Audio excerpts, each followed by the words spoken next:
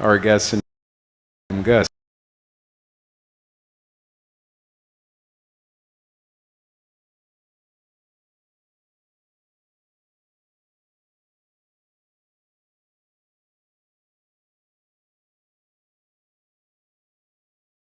Really, this generated from some new technology that was developed.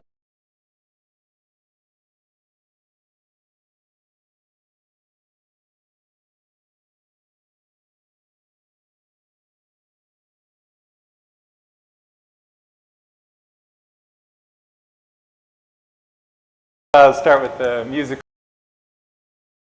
and then we'll talk about how this science of the nervous system applies to muscle memory and how it's really very much underpinned by emotion and how this new science of emotion and movement affects our learning how to play drums. So yeah, I'll play for a little bit. So yeah, cut the mic and I'll make some noise.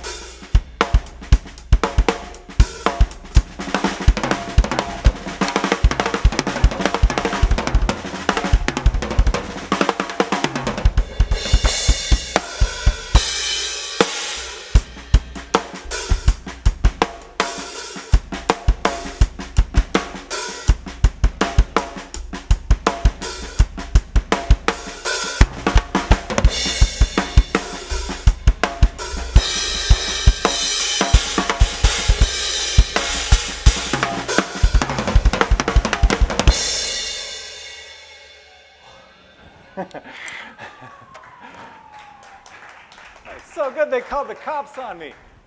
But yeah, so I just tried to demonstrate some kind of different ways to move around the drum set that maybe you found interesting, and it's something I've been developing. It's applying this nervous system of movement to how sticks rebound off of heads and how these physical properties relate to really the physiology of playing drums. And so the biggest problem that musicians face in performance messes up our tempo, it messes up our endurance and our coordination, and beyond just performance, it also messes up our health. It leads to inflammation, and it leads to excess stress hormones being generated that lead to untold amounts of health problems over a lifespan. And there has been this hundreds of year-old idea that is now being overturned with this new science of the nervous system that's really been started in the mid-90s. There's a functional magnetic resonance imaging. Is a technology that not just took pictures of how our brain and body talk to each other, but actually takes movies. So we actually see how the nervous system and the brain are relating to each other. And we've noticed there's a heck of a lot more coming up than there is coming down. And this unbelievable amount of sensory information impacting the brain is really what's leading how we think. We used to think it was the other way around. Like the brain is running the show, tells our body what to do, and our body responds. But it's actually quite different from that.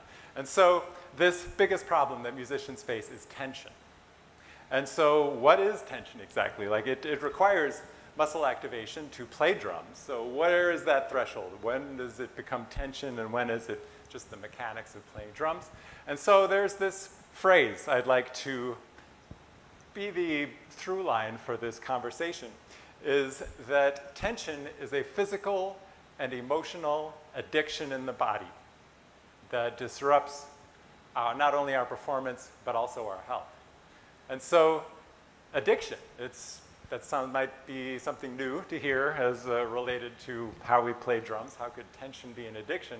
Well, I think it's important to talk about the definition of these words. And so before I get into it, I'd like to kind of explain a little bit, just a few minutes on where I come from and how I got into this and why all these books are here and like what I've been studying and how I've really gone outside of a drumming practice to bring other elements, interdisciplinary understandings of mind-body connection into drumming practice. So I was raised in Minnesota and I practiced a lot of drums, never was really comfortable with my social network, and I found like drums was a way to really build my self-esteem, and I practiced a lot and ended up getting a scholarship to the University of North Texas, which was very validating to me, and a lot of musicians I met there came to LA, and I moved out here in 2000, and back then there were actually development deals for artists, and so for 2 years I was on a salary with an artist with a development deal, which is even hard to think about these days, but I did, and then I ended up touring with this crazy Russian rockabilly band and toured the US and Europe and Russia for 8 years with them, played in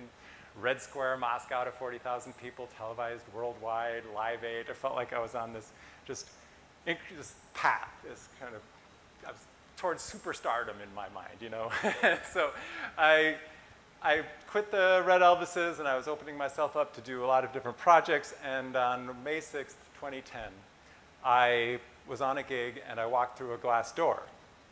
I was loading in and it wasn't safety glass, it wasn't up to code, it was real glass and it shattered and the shards fell in my hands. It was very gory, and I went to the emergency room and I had both hands in casts for 2 months. And I came out of that, and fortunately I was able to go back to work, but I struggled with this problem that many of us have, in fact we all do to some degree. That was this severe tension in my right arm. And when I would play, there would be this trigger, and all of a sudden, all the way from here to here would get tense, and the rest of my body would be relaxed. And I would practiced a lot. I did acupuncture. Year after year, I tried to improve this problem.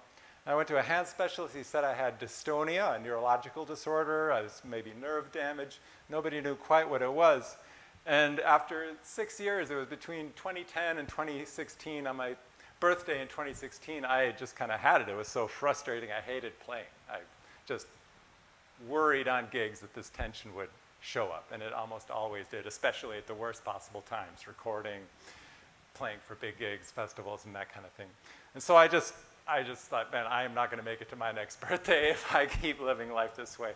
So I left everything behind. I took the 6-month cruise ship gig, put everything in storage. I'm like, I got to figure this out. And I went to a therapist. She recommended some books.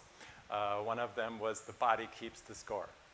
And it's sort of Somatics 101. Somatics means of the body.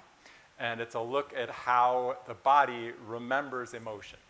The nervous system is a recording device for emotional information. And this antiquated look at how the brain and the body work together, it's called embodiment, that looks at the brain and the body interaction. And we used to think that the brain was like a central processing unit and that the nervous system just did the bidding of the brain. But modern research is really showing us how it's actually the other way around. We used to think that the sun revolved around the earth, right? Like a long time ago. And then all of a sudden scientists like, hey, you know what? In this solar system, actually the earth is revolving around the sun. Like the sun is the center point and the earth revolves around that. And we're actually finding something similar with the brain and the body, that the body is actually the one that the mind is revolving around. So I'll get more into that a little later. But so I went on this cruise ship and I was journaling a lot. And I remember I journaled about my accident, and I was reading it. I remember being in my little 7-foot by 3-foot cabin in the cruise ship, and I was reading my journal, and I'm sitting there practicing on the practice pad, and I got to the part where the glass cracked, and I was practicing, and my arm tensed up. And I was just like, wow, okay, I had never felt that.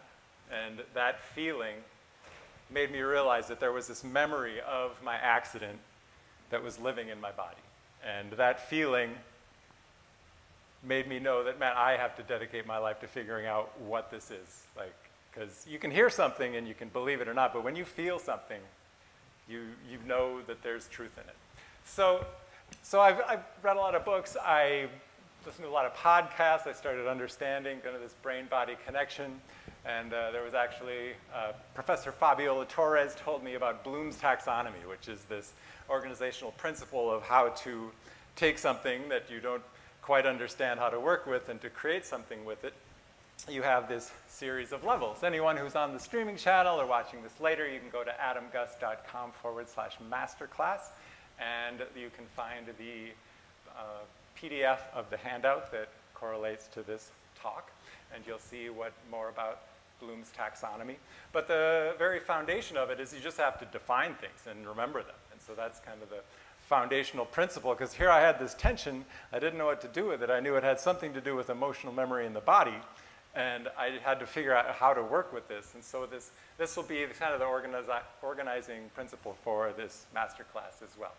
So yeah, and so what I've found out in researching this relationship between tension and a kind of muscle memory and emotion, and that there's this addiction, I found out that what we really need to do when we're practicing drums is rehabilitate. There is an element of, as our systems are built, of intake. We need to learn beats, we need to learn styles, we need to listen to music and understand that.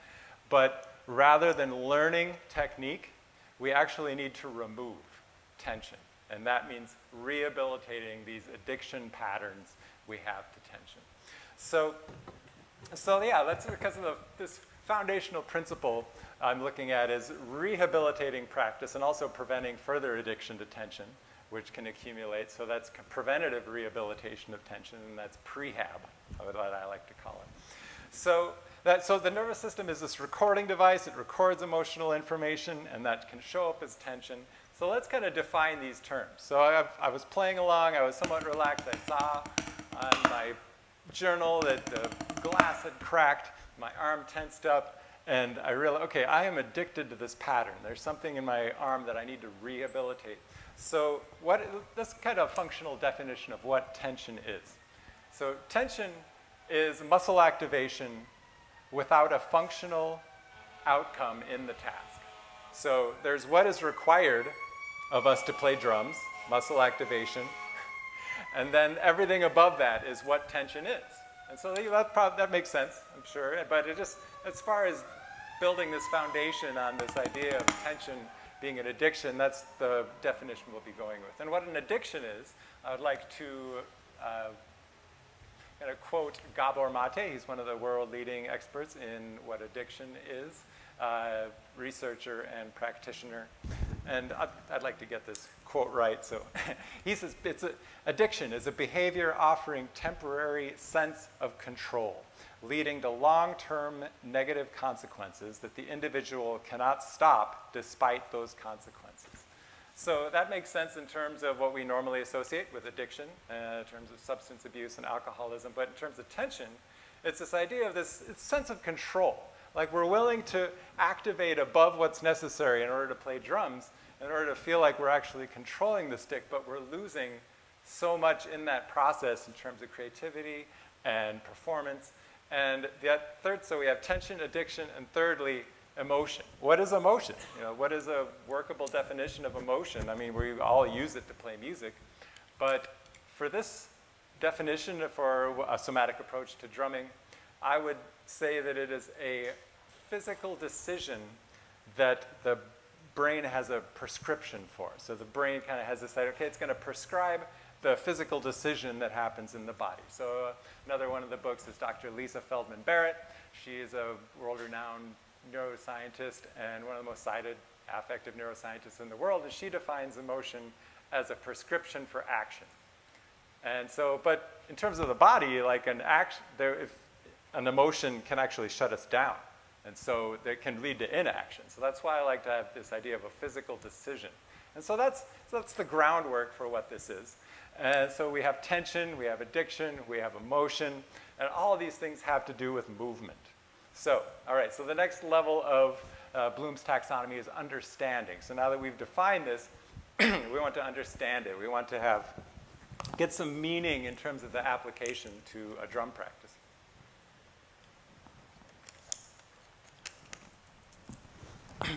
So, I mean, in order to play fluidly around the drums and have as much or as little tension as possible, we not only just in terms of going up and down and getting rebound out of the stick, moving from one location to the other, if we want to move without tension, we need to expand our range of movement, and we need to understand kind of just the mechanisms of what movement is. And so a range of movement, I think first, there are these 4 levels of movement that I'd like to talk about. Normally we kind of, you put sticks in the hand, maybe the student gets German grip and American grip and French, and that's this very kind of focused on hand position, but everything that's happening before the hand is so important. I would like to first start with the shoulder. And so there are these 4 levels of movement I'd like to talk about before we even think about getting rebound on a pad or sitting down at the drums. And so these 4 ranges of movement also apply to kind of biological evolution. So if we move from the shoulder and we find a full range of motion in the shoulder, let's put a stick in the hand, why not? It's got kind of a fish quality, like a fish. Well, how would a fish play drums? They have fins, and so kind of just like as a metaphor, let's say that this is kind of goes back to an early evolutionary movement pattern. And seeing like how much movement can we get in the shoulder, kind of reduce the circle down to here and expand it. And so what we're doing, we're looking for where are these points within this movement that we struggle? Where do we have little tinges? Where do we feel tension in both left and right, trying to hit anything. So that's the shoulder. And then next we have the elbow. So we don't imagine, it's not a ball and socket joint, but I think this term kind of gives some imagery that's nice. It kind of like, how does the elbow move? Like we have this circular pattern, and we can narrow it down to here, and then we expand it. And now this is a bit more reptilian. In terms of evolution, reptiles develop the shoulder and elbow, and mammals develop more of wrist and fingers. And so the same thing in the wrist. We can move around this way. And fingers, this is where I think that we need to really expand outwards from what we consider drum technique. I love this imagery. This is kind of when we go, rather than thinking just up and down, as we typically do with a stick, I like to think up and down. As we come up, think out. So this is called tensegrity, this idea, like a 3-dimensional idea of movement. I'll get more into this, but I love this image of not just coming in, or like up and down, but also going around. So rather than thinking about, like, okay, here we have German, American, and French, and maybe I've heard this called outward rotary. I like to think of this globe image. Like if that were a globe, and you take 2 halves of each of the globe, you have 2 hemispheres here. Imagine the longitude lines, and just imagine trying to draw a straight line with the stick. So here we have in the hemisphere a straight line here, and follow the longitude lines, and eventually you end up getting to German. German does exist within this range of motion. Like I said, we have this whole range of motion here, range of motion here, range of motion to the wrist. Try to find this same circular pattern in the hand. Don't think about how you already play, just try to imagine straight lines. So you will come out to this position. You'll get to French eventually. So you kind of get some narrowing in the hand. Like you have this full, you can go straight up, straight down. And this is this crossover point. And so here, I even like to think of a kind of a smaller globe. Like think of a circle here, and try to bring the stick all the way back to here, you're trying to expand the range of motion within this crossover point. Let's call it French. So then when we cross over, we can get back to this full range of motion, which is here. So this is how I look at movement. Like, so you have fish, and we go to reptilian, mammal, and then this is human. This is what humans have developed, this fine motor skill in the fingers and the use of tools.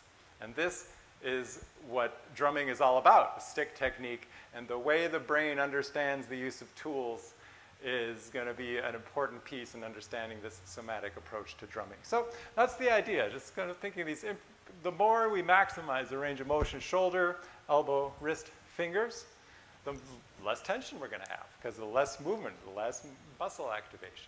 So that's the idea. That's just kind of 4 ranges in the hands, and the same thing applies to the feet.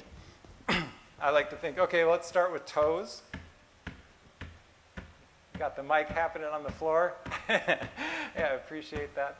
So yeah, if you would just like tap your toes on the floor and imagine this being kind of the human level of evolution.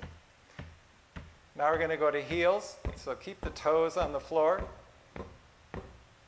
and go to heels. And now stomp is where the actual toe comes off the floor, but you're still on the heels. I call this a stomp. And a leap is where you come up off the floor and you land on the toes. And so the same thing that you felt in the shoulder, and you came to the elbow, you came to the wrist, you came to the fingers, you're using different muscle groups to do this, and you're increasing the level of tension. You're also increasing the level of emotional output. So it's an emotional shift that happens between these 4 stages of technique. So I think back to stomp, 4 of heels, 4 of toes. So just try to do this. Try to do 2 toes, 2 heels, 2 stomps, 2 leaps, and then come back down. 1, 2, 3, 4. Toes, 2 heels, stomp, leap, stomp, heels, toes. And just notice what happened with your balance. And notice what activation is happening in the legs. What muscles are you using? And so you're not going to necessarily play this way, but you're learning what muscles are associated with each of these layers of movement. And you use all of these to some degree, but this is this idea of the 4 ranges of movement and just how they kind of align with evolutionary biology. And so this is the understanding of it. And so in terms of tool use, sticks are pretty small, and they're useful. I'd like to bring out kind of an exaggeration now. Oh, thank you.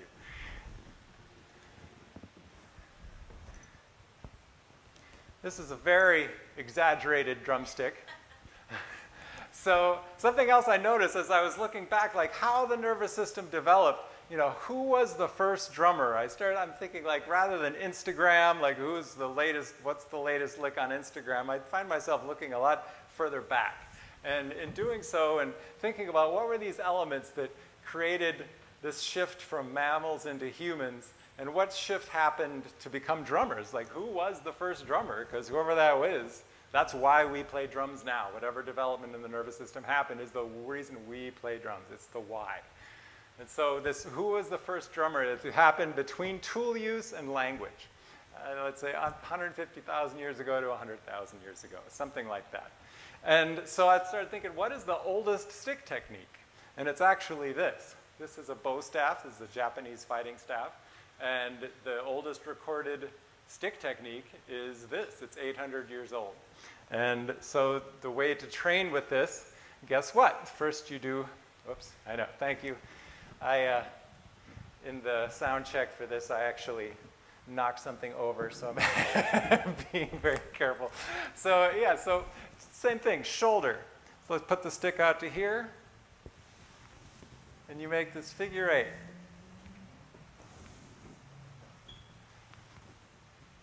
And I'll get to the point of this in a sec.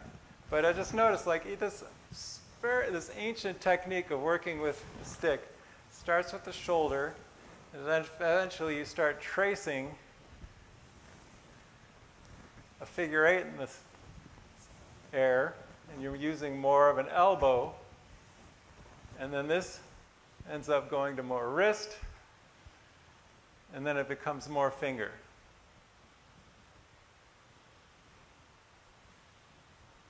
And so the same thing in the other hand. And this is in martial arts, this would be flow. So then you do the same thing in the other hand. So I'm not going to do anything. So being able to move from one hand to the next. And just being really slow, because you really want it to be fluid, and you really don't want to hit these expensive speakers or the wireless contraption I have. So what does this have to do with drumming? Well, it has everything to do with drumming, because when you expand this out and you really make this movement fluid, there's something that happens I've noticed with the students that I work with. Once you can do those two movements, oh, thank you. This feels completely different. And so, well, wait a minute. If we were to play drums, we go up and down, right? Well, yeah. But to move, you go up, hit, and you want to move to floor tom, do you do this? No, you go from here to here. How do you do that and reduce tension? You want to stay the same idea. We'd be able to play from here and move to here. We want to be able to have a sound and move freely. You don't want to go hit, impact, and move the arm and drop. If you use this movement and introduce rebound, it ends up looking like this. And when you have this designed in the air already, moving around the drums ends up looking very different.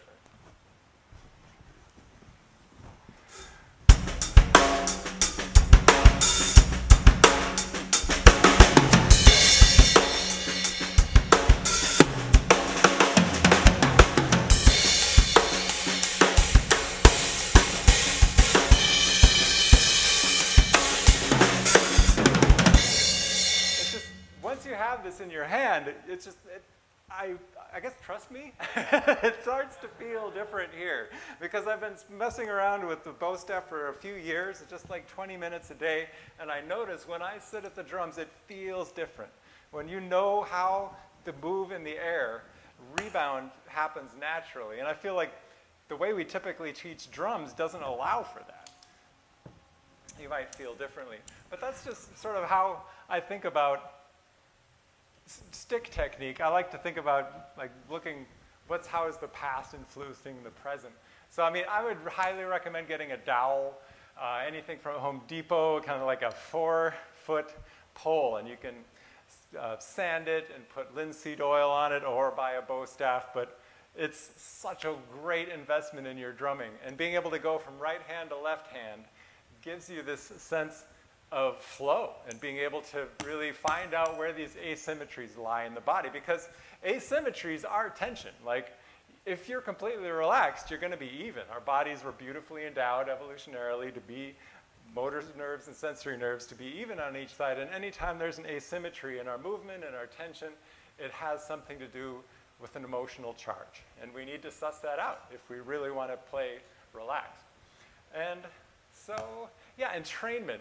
That's as humans evolved, one trait that we have that no other species in the world has is the ability to synchronize our body movements with an external resonance. That's how we're able to play drums together. It's how we're able to make music together. We're able to hear something and imagine how a bodily movement could synchronize with that. No other species can do that. It's how we dance. We can hear music, and we can move with it, and we can synchronize with that sound. You know, I don't care how many kind of Geico commercials you've seen. You know, lizards can't do that. It's only human beings that are able to do this. And so there's this external entrainment, being able to hear what we're playing with in the band and be able to synchronize our body to it. And then for drummers, there's also an internal entrainment, being able to hear something and know that our different limbs are synchronized with each other. And so it's an important quality to be able to kind of align the sound with the movement. So sensory integration is the idea behind it. So the sound happens and the feeling happens, and being able to coordinate those, we need to entrain those within ourselves, and then we can entrain with the music around us. Because if we can't entrain internally, if we can't synchronize our limbs inside our body, we're never going to be able to play with our favorite musicians and have it synchronized, right? Are there any questions yet? No. Okay, cool. I will keep going then. So yeah, this is kind of just moved from defining and remembering on Bloom's taxonomy, this idea of how embodiment science is applied to drumming, moved up to understanding just how basic movement, the more range of movement and understanding of how we move and how we can reduce asymmetry in the body can lead to less tension and kind of removing these addictions we might have. And now we have applying. And this gets back, there's something called the window of tolerance. It's a biological system model. Dr. Dan Siegel, head of neuroscience at UCLA, he has this idea. It's in the handout. Do all of you have a handout? Yeah, so yeah, if you want to check it out, it's just this idea. It applies to so many things. It applies to movement. The idea like, okay, if this is the drum here, there's the movement above and below. There's kind of this midline here. And in the breath, we have a midline. Whoa, excuse me.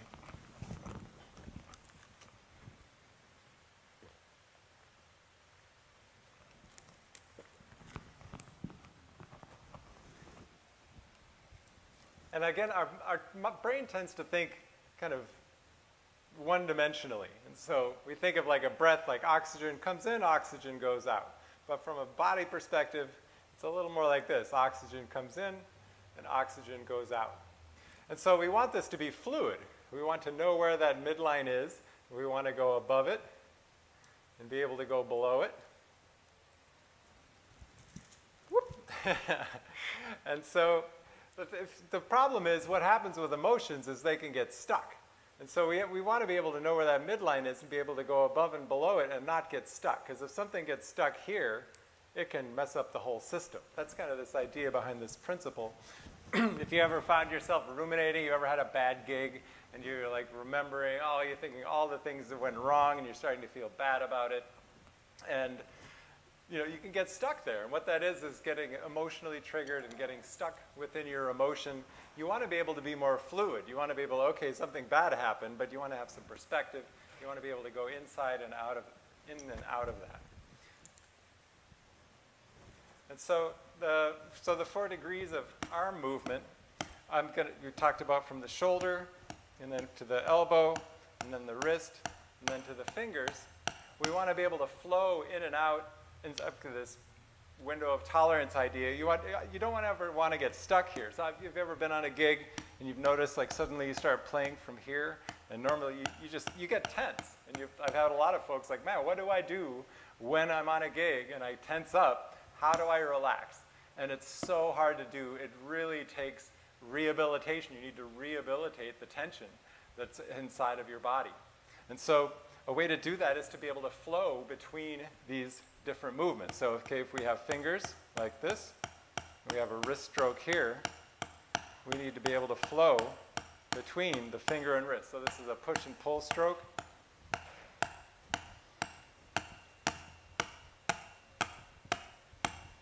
And being able to alternate that. And really finding a unison. So the trick becomes being able to harmonize that with your brain, not just doing the same thing in each hand, but also synchronizing. And I call this reflex flow, being able to move in and out of each one. And so if you're ever tense on a gig and you're playing like a simple pattern,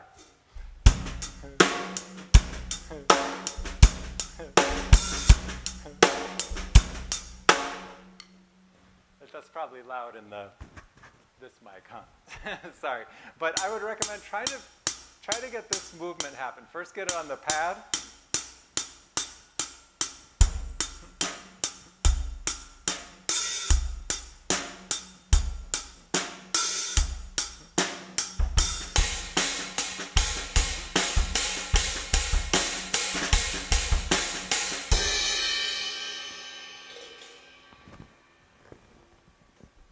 If you have access to that while you're playing, you will not tense up because it gives your body this freedom to move in between these different kind of emotional states in our movements.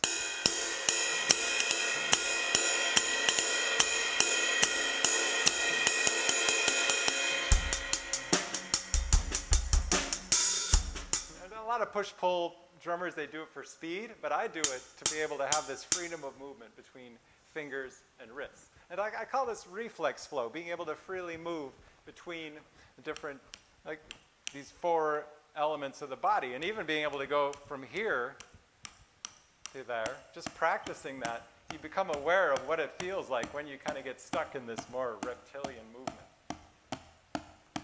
And so that also applies to the feet. You can also go back and forth from heels to toes, and then alternate that.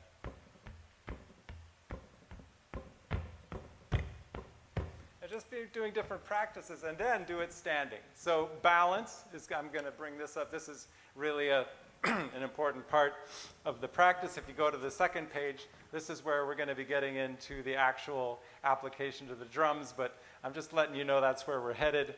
All of this is sort of the foundational principles of how this gets into a drum practice that you can bring into your drumming tonight. And I think it's important to be able to do it away from the drums as well. So if you've ever been in the grocery store, and I seem to always get in the wrong line, but I always get stuck and I'm standing there. And so I notice rather than just doom scrolling or something, just try going back and forth between heels to toes. And then try to be able to go heel in one hand and toe in the heel in one foot and toe in the other. And what that does, it forces you to shift your balance in a way. It ends up kind of feeling like a Brazilian dance or something. You kind of, in order to kind of squat a little bit, it's called monkey pose and Alexander technique.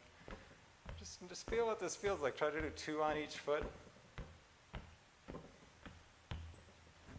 And then you'll notice, in order to do stomp, that requires a lot of balance. You're actually leaping up off the floor. And so if you are a drummer who plays heel up, know that you are predisposed towards getting stuck in this kind of reptilian fight or flight energy of playing.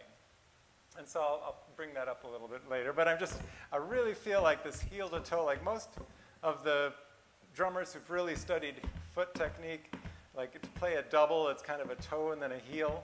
I think this is really generated by understanding this kind of heel to toe energy and being able to balance between the two. So next, we're going to get into the analysis and evaluating. This is kind of the experimental stage. So me trying to take what I'm learning, reading books, and applying this to a drum set methodology, the analyzing and evaluating it. I'd like to kind of talk about how addiction happens in the body. So if we all take our hands, and if I would like to put ones up in your hands like this, great, thank you. And so this is going to be a unison in the hands. Now to go to 5s. Okay, good, and back to 1s. Cool, great. That's fairly simple. Now put a 5 in one hand and a 1 in the other, and go back and forth. Okay, that's fairly simple. Now, there's going to be a little more of a challenge to this.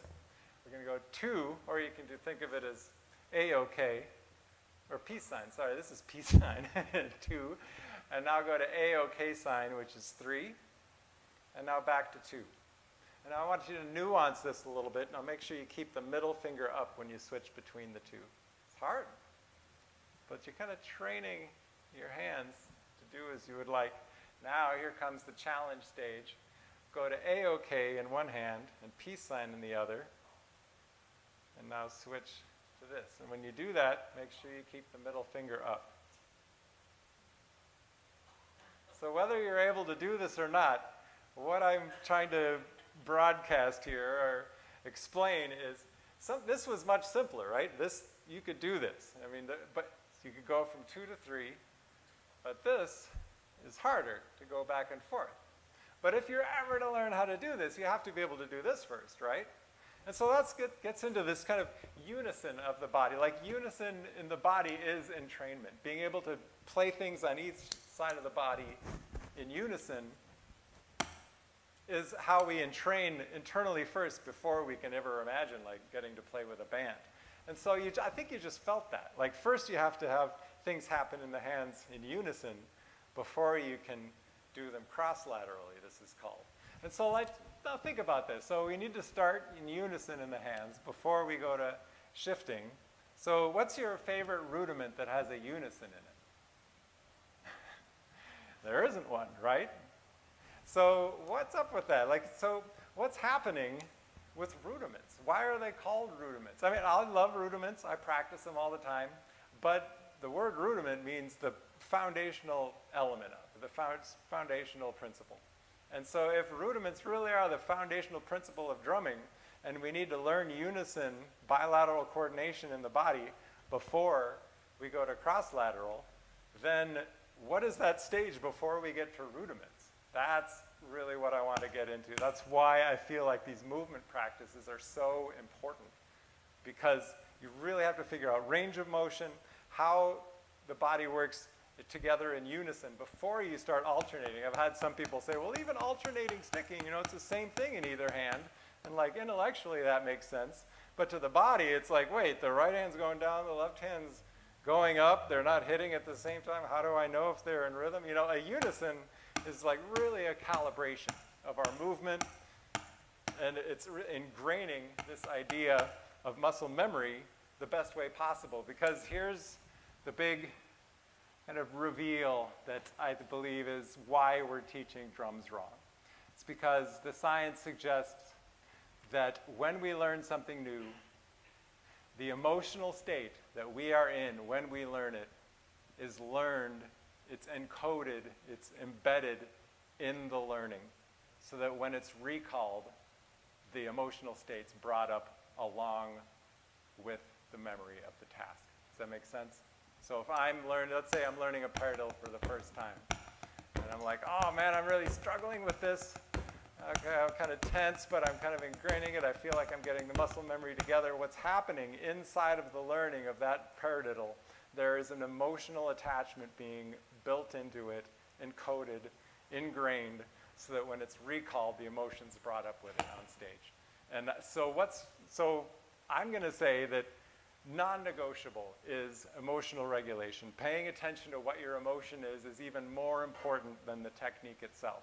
Because you're learning, the emotion is being put into your body. Like that tension that I had from my glass door injury, that was encoded into my drumming as an emotional memory. And it stayed with me for 6 years. And I feel like we're ingraining emotional dysregulation into our drumming systems. And the science of the nervous system is supporting this, and I don't hear anyone talking about it. I mean, there are meditative practices, there are different ways to, somebody tells you to be relaxed. I'll never forget, I was at this Masterclass with a drummer. Probably everyone here knows who they are, so I won't name them. And they were just talking over and over about, oh, you have to play relaxed, blah, blah, blah. And I'm like, I just have to ask this guy, okay, well, how would you suggest we play relaxed? And he said, he said my name. He said, well, I can't sit here and tell you how to play relaxed, Adam. I'm just like, wait, you've just been saying the whole time how important this is, but you can't tell us how to do it. And I feel like that exists. I mean, are there classes here that, as important as this is, as important as taking tension out of our playing is and how it messes up our performance and our health, and when it's ingrained into our learning, it sticks with us our entire performing career, shouldn't that be the thing? That's how I see it. You're welcome to feel differently, but I just feel like, man, it's such a crucial thing to understand the emotional underpinning of what we're doing when we're learning drums. And so that's really the principle, and that's what I'm getting at when I talk about tension as an addiction, because that's what happens. If we're tense when we're practicing something, we are embedding the addiction of tension into our drumming. And it corrupts our playing, and it corrupts our health. And some emotion for me comes up with that, because that's made such a difference to me, and I've worked with people it's made a difference to. And that's why I really keep doing this, because I've seen the difference that it can make.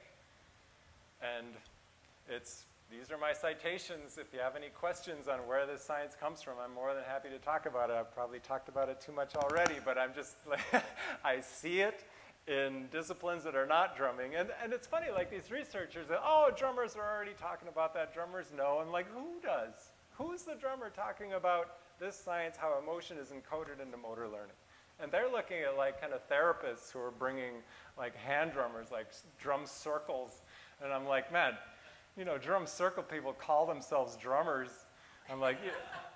It's like, it's pretty to think so, I mean, like, bless your heart, but it has nothing to do with what drum set players are trying to do. I mean, anyway, I'm just saying. But, so that's where I'm coming from. So I've been analyzing and evaluating, going back and forth between this hand exercise. I feel like it dictates, like, we have to get unison happening before we incorporate it. But in flamming, like there's this other exercise I tell drummers to do. Like, okay, here's a flam tap, right? You all play flam taps. Now make it a unison. And there have been some great drummers who are like, wait, I'm flamming. What's going on? Why can I? Because they've ingrained a flam into their playing. And in terms of internal entrainment, how are you ever going to bury a click if you can't bury a unison, right? I mean, if you don't have unisons built into your drumming, you're never going to be able to play with your favorite musicians who have hypersensitive developed unison between their hands. I'll never forget, I got to record a lot with a bass player, Tim LaFave. We were in this improv trio together, 19-foot trio. And I just bought this UA Apollo, and it's supposed to have less than 2 millisecond latency. And I was like, oh man, great, finally this super low latency gear, and he's recording at my place, and he's like, yeah, a bit of latency, it's not bad. I'm like, what? Yeah, you're not supposed to be able to hear any latency. It's less than 2 milliseconds. He's like, no, it's just a little over 1 millisecond. I was like, what? And the engineer was actually able to trace the latency in Logic, and it was like, yeah, it was like 1.2 milliseconds of latency, and I'm like, that's supposed to be humanly impossible, right? I mean, we're not supposed to be able to differentiate 2 milliseconds, 2 1,000ths of a second, but here this bass player he could hear it. And if he can hear it, that means he can feel it in his hands, and if I can't feel 1 millisecond between my hands, then what's it gonna feel like to him when I'm playing with him? And so whoever our favorite musicians are who have ridiculous, insane levels of unison between their hands, we need to match that if we want to play at that level, right? And our rudiments themselves are ingraining flamming and dysregulation into them, and I feel like this is a huge problem. And that's why I mentioned like there's a flaw with rudiments, and in fact, like they even call themselves like a patty flaw has 2 flaws in it, right? I mean, it's just, anyway, but so where are these reflexes? We need to build a unison reflex into our drumming. We need to make it so that we don't even have to think about a unison to play it. We don't even have to hear it. We should just be able to feel it. And so these rudiments that I'm talking about, these somatic rudiments, they really build unison into them. And so this there's this reflex that happens between our feet, like if you were to step on a sharp object. And what would happen is there's a reflex called a cross-extensor reflex, where the thigh would lift up and the other thigh would flex and stabilize. And so, like, yeah, you're walking along, you step on a Lego, immediately do this. And what happens in the trapezius muscle, you'll see where that is in the handout.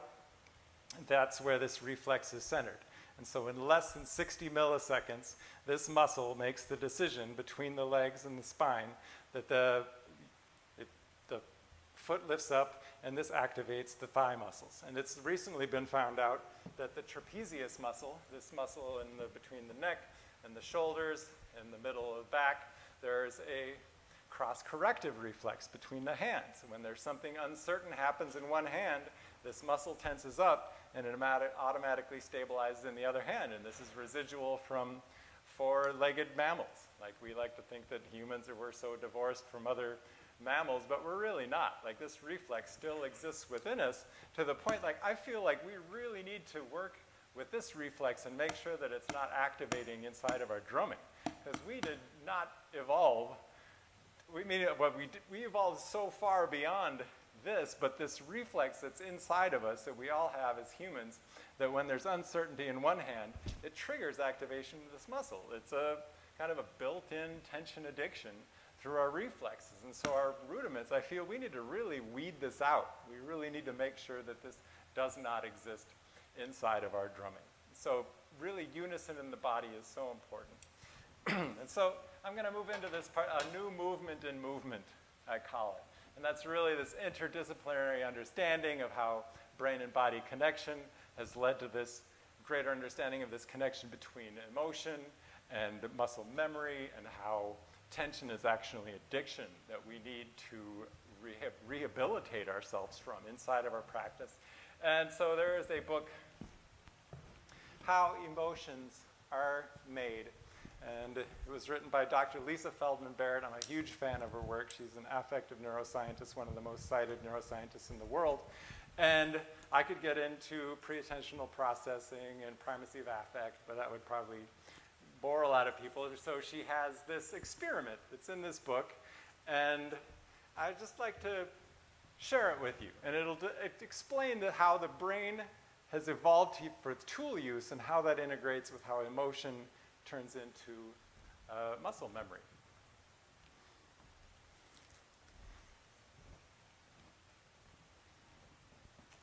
So, we've all heard of Trader Joe's, right? So Dr. Lisa Feldman Barrett is actually the head of neuroscientists at Northwest University. She has access to very expensive scientific gear that I don't, so I had to sort of do something that's equivalent with items from Trader Joe's. But they happen to be a lot of my favorite snacks, which is very convenient. So, I mean, you know what Trader Joe's is. You can probably already predict what some of them are. Peanut butter cups, right? Pretty freaking delicious. Does anyone else like these? Anyone else? Yeah? I know, you've been here long enough. I think you deserve some swag. Anyone else like this?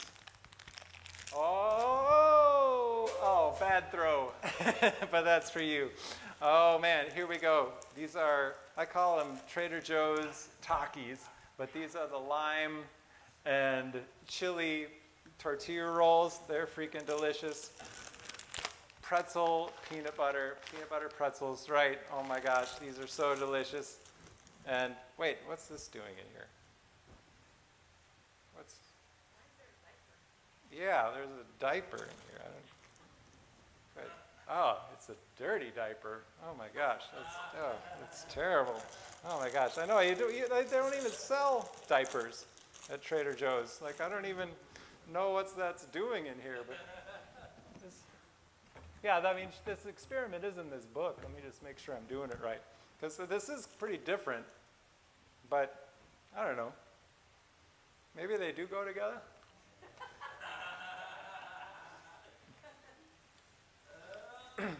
You know, they do actually go together.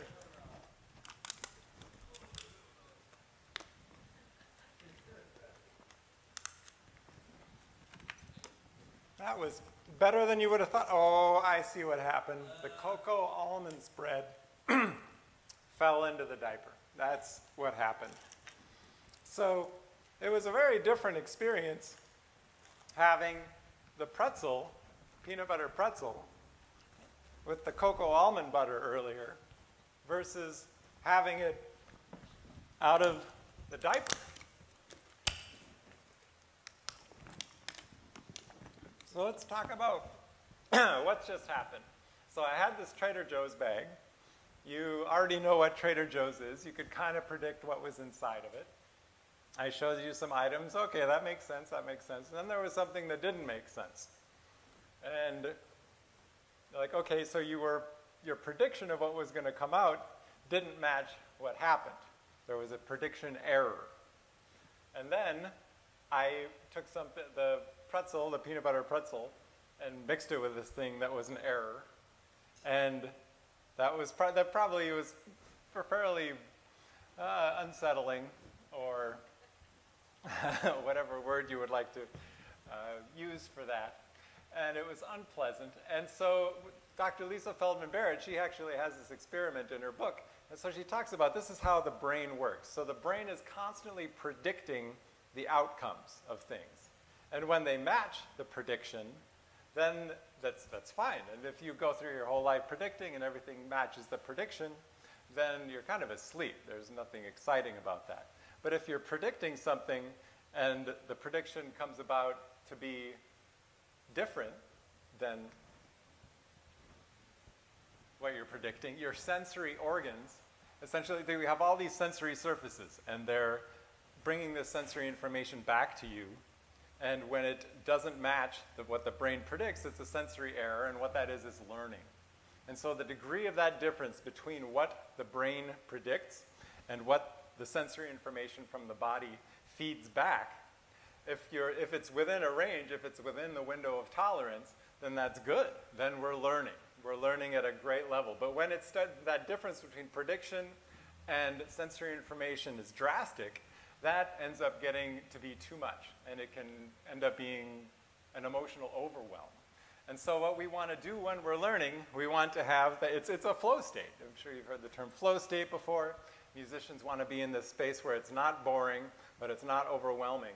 And so when we are predicting, our brain does it naturally, and it's all based on sensory information inside of our practice. We want to be able to stay within this window of tolerance. And so building these unison reflexes, understanding this kind of how prediction and sensory information work together. I think like when we're playing drums, like absolute bare minimum, we always have to make sure that when we tend to do a unison comes out. So there's this model that I'd like to be able to explain this a little better.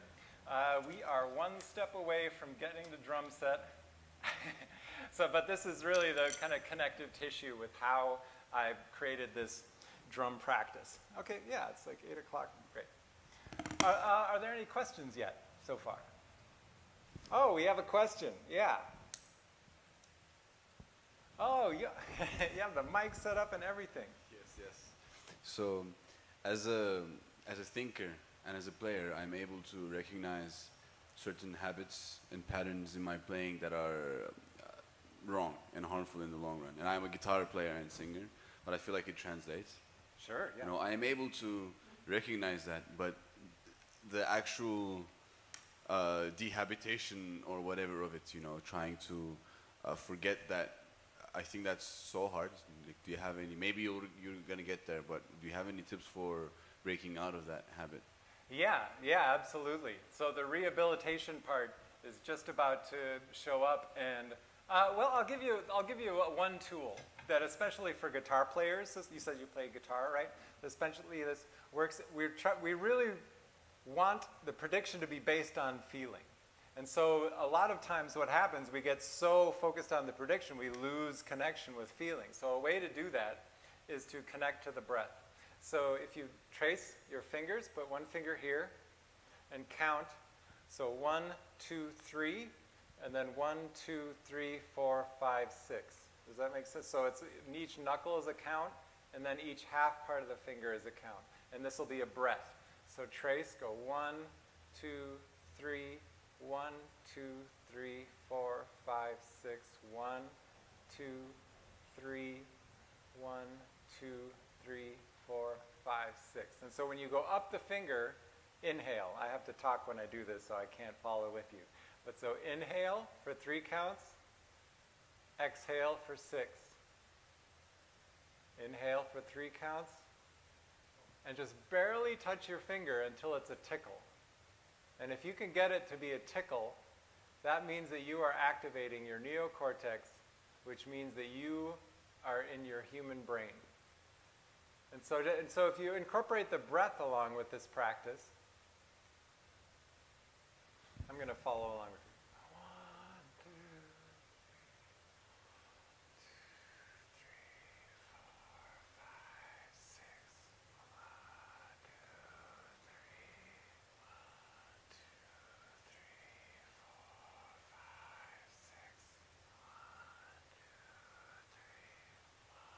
2, what you're doing is regulating your nervous system, and you're reconnecting your neocortex with this fine motor movement. Because what happens a lot of times when you feel like you get inhabited in this tension or in bad habits, or if you're calling up an emotional pattern that's not serving your performance, this will regulate your nervous system and ground you again. And it actually counteracts the tension addiction that so many musicians feel. And so a good thing, if you're ever in the middle of it and feeling activated, if you do this practice and go back to playing your instrument, just notice what emerged, like what has shifted inside of my playing. So that's one tool. And actually, there's this segue, thank you for your question very much. And this segues nice into this model. And this is really going to dictate how we get into the somatic drummer stuff that I've been working on. So I'd like to just say hi to my friend Sam. He's the somatic affective model. Hi, Sam. So this is Sam's brain, and this is his spine, and this is his tailbone. And so this is the neocortex of the brain. This is the midbrain, and this is the brain stem.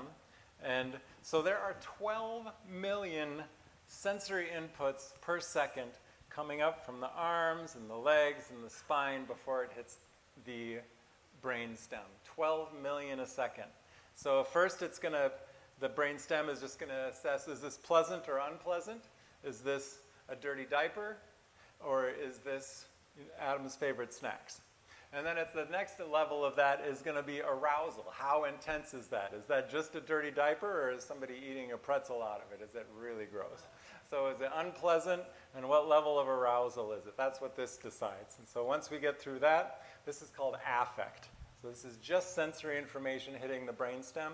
Once we get into the middle of the brain, then the midbrain, the limbic brain, decides what information should make it to the neocortex. And this is where conscious thought happens. So this is salience, it's called. So this part of the brain decides, okay, what of all this information is relevant to us to actually be thinking about before it gets to the neocortex. And Sam is aroused right now because the neocortex is up. We want to bring the neocortex to be in connection with the midbrain. And so guess how many sensory inputs per second the neocortex can handle? Conscious awareness, what we can actually think about. 50. 50 sensory inputs per second versus 12 million. So just imagine having $12 million in the bank and only being able to spend 50 of it. I mean, so there is so much being dwindled down here. And so our ability to prioritize the sensory information that most serves us in our instrument is really the trick. That's, I think, what separates the best musicians from the ones that maybe aren't the best. And I mean, so our practice should really be deciding like what sensations from any of our sensory surfaces, so like hearing, sight, taste, smell, touch, anything that's internal or anything external or anything that's internal. Like what of those awarenesses of sensation are most serving our playing? And so our practice should be able to moving this awareness of sensation around our body, finding out, making sure that everything is in alignment, in entrainment with itself, so that we can be in entrainment with the musicians that we're playing with. Does entrainment make sense, internal versus external, and how that relates to music? So yeah, I mean, our practice, like before we play in a band, we have to make sure that our limbs are all working together before we can move on from that. And so, yeah, so this affect, it hits the brain, and then it becomes emotion. It becomes, like we said before, it's like this kind of the prescription for action or inaction. And then finally we get to the brain, and that's what feeling is. That's actually when we give a name to an emotion, happiness or sadness or anxiety. So feeling is such a reduced amount of sensory information compared to emotion or affect. And so yeah, that's the idea. That's how all this works. So that is the precursor to bringing this into our drumming. And so, because there's something called the graces that I've developed. And so we talked about the Bloom's taxonomy, we've defined our terms, we understand it, we've applied it, we've analyzed it and evaluated it. And now I've created Somatic Drummer, how this way to practice the drums in a way that can really optimize tuning our nervous system into unison so that we can be in entrainment here, so that we can hear music and respond to it musically and creatively and be in time with it, and to remove this tension addiction that spoils our creativity, our endurance, our timing, our coordination, our sense of self. It's just tension is such an enemy that's really what this practice is based around. So the graces are somatic rudiments. So we have these 40 rudiments that I feel should not be called rudiments. They even ingrain some tension addiction into our nervous system that I've noticed in drummers that I've worked with. And so I feel like I need to counteract that. And so how to rehabilitate that and prehabilitate that is with the graces. It's an acronym. There are 6 somatic rudiments. And yeah, if you check out your handout, does everyone have a handout?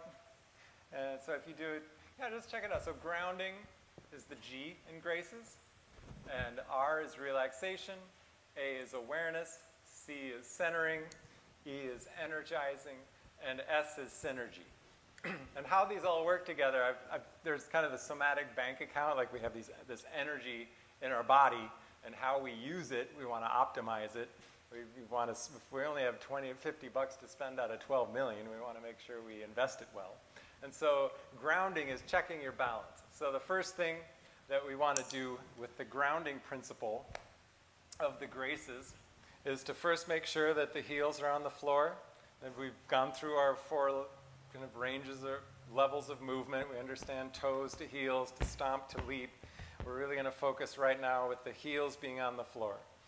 And just a good grounding principle is to imagine roots coming out of your heel going to the center of the earth. This is being very rooted to the ground, rooted to the earth.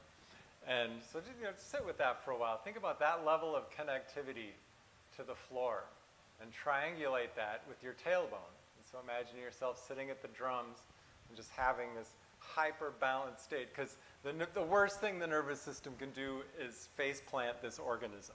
Like that, you can literally kill yourself. I'm working with a client right now who tripped in a parking lot, fell backwards, hit his head, and he's been struggling with his drumming ever since. And talk about needing to be well grounded. I mean, it's a horrible story. He's a professional drummer in Las Vegas, and that happened, and I'm working on a lot of grounding with him. All the neurological work that he's been doing, he hasn't had a benefit, but he's noticing that there's this strong emotional attachment to that injury that's living inside of his playing that isn't showing up in any kind of scans that he's done with doctors. And so do not face plant your organism. That's rule number 1. It's sort of the grounding principle. It's really the foundation of this work. And so if we're going to go from heels to toes, I'd like to nuance this. If you see the beat left, right, and the heel and toe, and there's a 6-beat cycle. So first, if you just go from heels to toes, let's take this rhythm. Heel, toe, heel, toe. I'm going to call this a 2. You can just do that where you're sitting. Now we're going to go to a 3. I'll give you a 4 count. And we're going to heel, toe, toe, and that'll be the 3. 1, 2, 3, 4. Heel, toe, toe. Heel, toe, toe. Simple enough, right? And stop. Cool. So we have a 2 and we have a 3, and this is unison each time, kind of like the 2 and 3 that we were doing in the hands, right? So now we're going to nuance this. We're going to have beats of this that are heels together. We're going to have beats of this that are toes together. We're also going to have beats of this that are toe in one foot and heel in the other. So just try to do a toe and a heel in your right foot and a heel in your left, and try to make that a unison. I have the advantage of having this nice mic'd up stage. Appreciate it. So, whoa, I flammed it, didn't I? I was bending over to get water. Please forgive me. So, toe and heel in the one foot, and then switch to toe in the left foot and heel in the right, and try to make that a unison. Try to make that a Tim LaFave unison. Oh, didn't make it.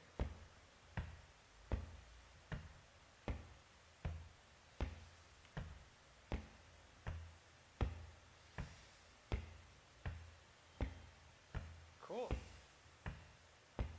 And stop. Cool. So we have heels together, toes together, toe in the right, heel in the left, toe in the left, heel in the right. And so if you look at this 6-beat cycle, beat 1 is heels together. I'll take let's bring a metronome up.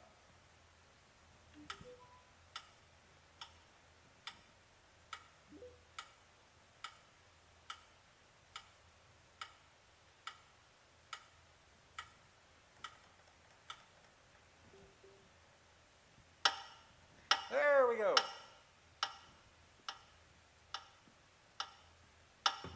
So beat 1 is heels. Just do beat 1 together. Going to give you a 4 count. We'll go to 2. 1, 2, 3, 4. Toes. I'm going to give give you a 4 count. We're going to go to 3. That's going to be a toe in the right and a heel in the left. 1, 2, 3, 4, toe, heel. And then we're going to opposite for beat 4. 1, 2, 3, 4, toe in the left, heel in the right. Back to alternate. We're going to alternate that. Next beat, heel in the left, toe in the right. 1, 2, 3, 4. And beat 6 is toes together. 1, 2, 3, 4, toes. So now the trick here is to be able to do these one at a time. Let's try to do 4 counts of each one. 1, 2, 3, 4. 1, heels. 2 is toes. 3, 4. Heel in the left, toe in the right. 3, 4. Toe in the left, heel in the right. 3, 4. Heel in the left, toe in the right. 3, 4. Toes. 2, 3, 4. And the trick is to get it to be 1 beat per count. So I'm just going to do that. 1, 2, 3, 4, 2, 2. So what's happening when you do this, you're doing a 3 in the right foot and a 2 in the left.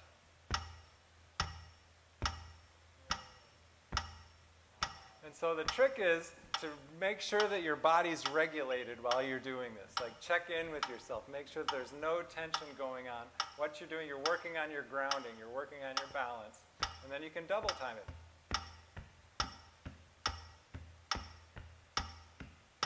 When you get comfortable with it. And when you're standing in line at the grocery store, you can stand up.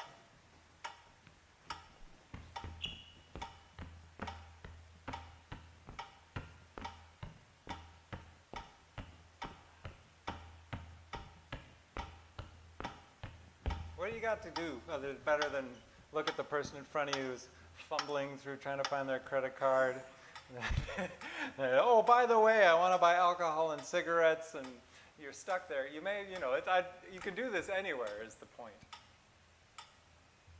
And so what is this doing? You're working on your grounding. You're working on this reflex flow, being able to move between these different emotional movements in the feet. And then you're also harmonizing your brain because there are different things that are happening from one foot to the next. So this is just the introduction to a whole world of ways to practice foot technique, because understanding this ends up translating very well to the drums. Because being able to have any dynamics on the drums, I mean, there are probably people here who play heel up, and I just would like you to know that this is a fight or flight position. You are in fight or flight when your heels come up off the ground. Our nervous system is maybe in the future will know that it needs to accommodate for playing the drum set, but like cavemen standing around the fire, if they were in this position, they were ready to run. That's the reason they were doing this. Our nervous system is tuned to be in a fight or flight response when we're here. And if you want to embed that into your drumming, I wouldn't recommend it.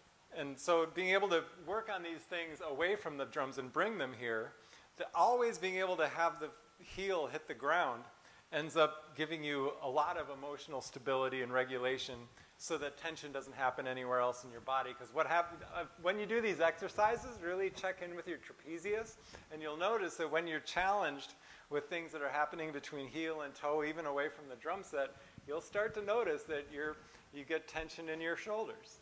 And you are bringing that emotional context into your drumming, and you want to break that. And so that's what the whole point of these exercises, to try to remove this kind of tension addiction.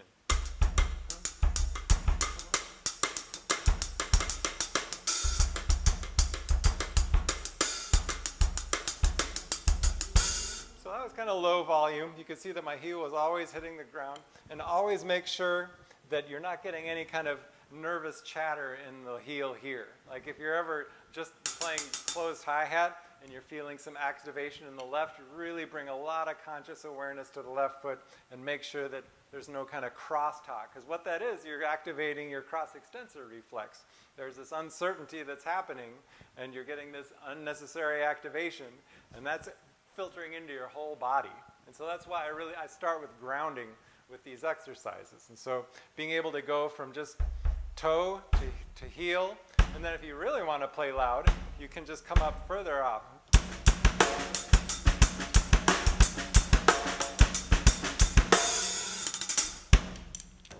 And so that's how this ends up translating to the drums.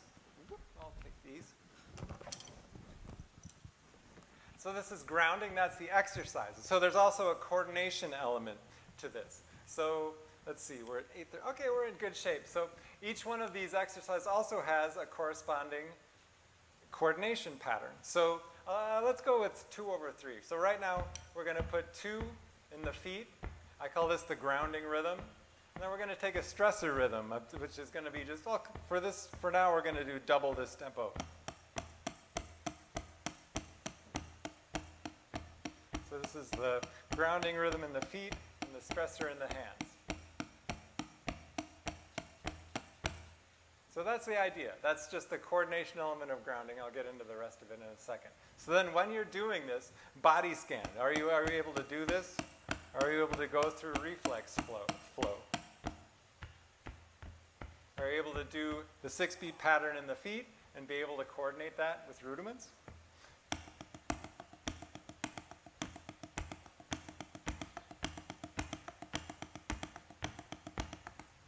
Work on it. You know, it's just, and while you're doing these things, body scan and go through different reflex flow exercises. Now we're going to bring into relaxation. I already talked about global technique earlier, how this idea like the hemispheres, being able to move like this and how that works to the pad.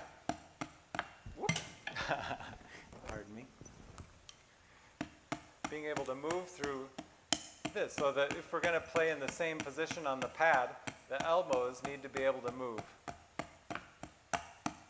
So we're sort of trying to find these asymmetrical pieces that are sussing out this tension addiction that lives inside of us. I like to think of tension in our body a little bit like ghosts. Like we're kind of ghost chasing these tensions that exist. Because if they exist in our body at the drums, it's not arbitrary. I mean, they're there because of something that happened in our lives. There's a practitioner, Betsy Paul and I worked with, she calls it a reenactment. Like any tension that we're having, it's not just showing up in the task. It's something that, I mean, you've heard the phrase, like, how you do anything is how you do everything. I think that has a lot to do with this. Like something happened in our lives that overactivated us, that implanted as a tension addiction inside of us. And we can suss that out on the drums. It's a beautiful tool for learning how to regulate ourselves. So, yeah, so we're moving from grounding to relaxation, the global technique. We're going to get to the coordination if you're following along in the chart. If you are streaming or checking this out later, you can go to adamgust.com/masterclass and download the PDF and check it out there. So relaxation is putting the grounding rhythm in the hands and the stressor rhythm in the feet.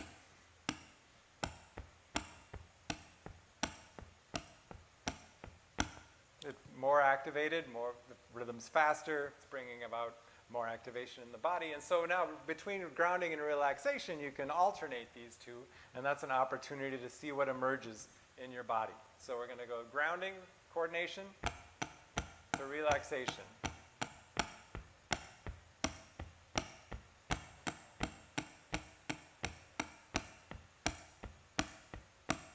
Simple enough, right? Well, let's try 3/2. Let's make the stressor rhythm a 3 and a 2 in the feet.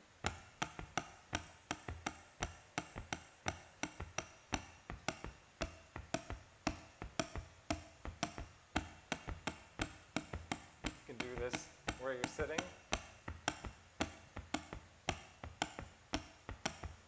And so that's an opportunity to see what emerges when these coordination patterns shift. Does any kind of tension comes up? Is there any emotional shift that's attached to those?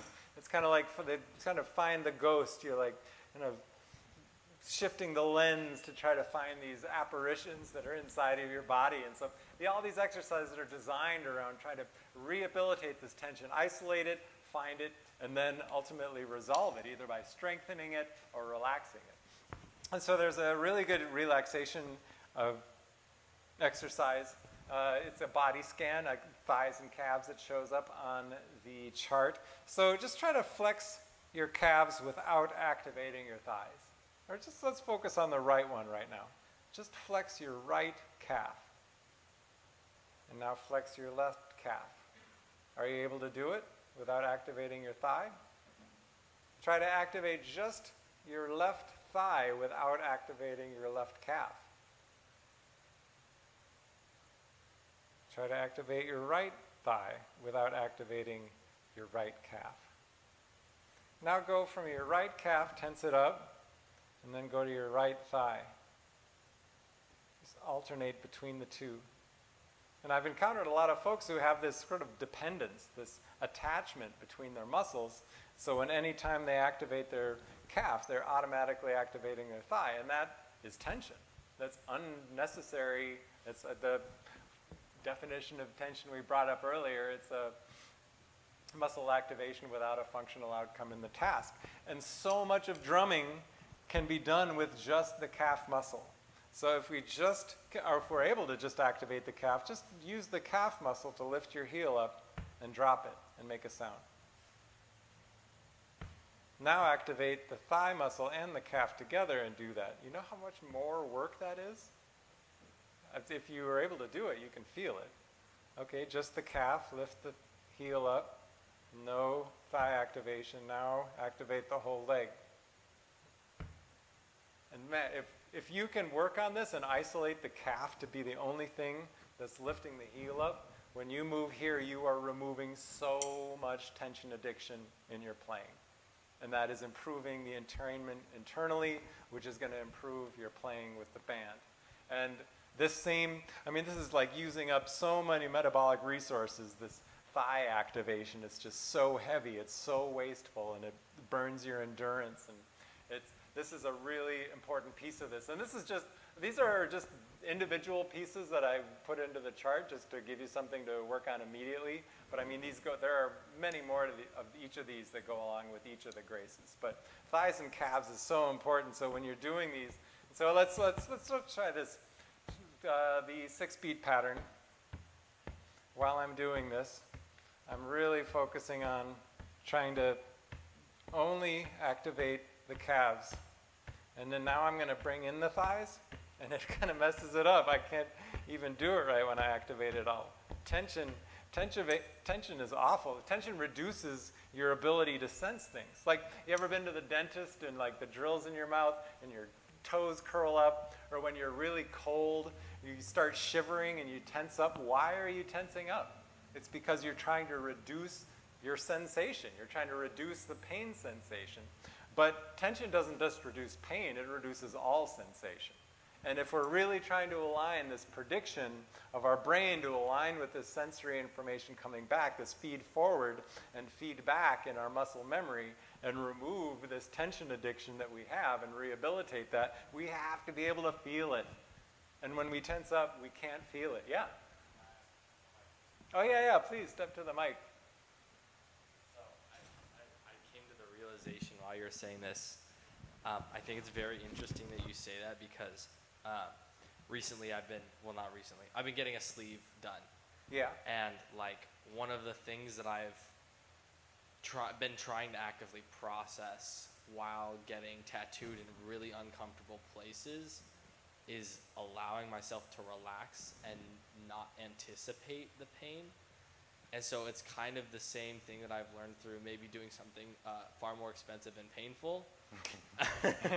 But it's interesting that you bring that up because, I don't know, I just find that interesting that I understand that, I literally understand that experience as to like, oh, it hurts more and it turns out worse when you try to like, oh, I'm going to like make my arm stiff so that like it doesn't hurt, and then it like hurts way more, you know, like, I don't know, like I have my whole ditch tattooed, man, and like it's hurt way more when I like tighten my arm and then he like stabs the needle in the middle of it versus like just relaxing and then I'm like, oh, it just like, yeah, it hurts. But yeah, it takes a lot of attention. Yeah. Anyways, just. Yeah, exactly. This connection between pain and tension. I mean, pain is a sensation. It's the nociceptors of all the mechanoreceptors, sensation inputs that are coming from the skin. Pain is only a part of that. And so, but that's a big problem that happens with tension. And like, I think just cutting ourselves off from feeling it all. Like, I think mental toughness, you've heard this term, like, oh, if you're ever feeling, if you're ever in a position where you're challenged, like being mentally tough, you know, you just try to erase that connection to the sensation. What you're doing, you're just removing the awareness of the sensation, but you're not just removing the negative side of it, you're removing the positive too. Like all of our connection to sensation, joy is in there, pain is in there, our body, our individuality lives there. Because the more we cut ourselves off from what our body is telling us, the more we focus in our external environment, and that's how we validate ourselves, and we seek for our identity outside of ourselves, and it's not there. Our sensation is what clues us into our creativity. It tells us who we are. It's our guiding light. It's what we believe. And when we cut ourselves off from that, we put our lives in the external, and you know, it's so dangerous. And it shows up in all of our systems. People not looking internally enough.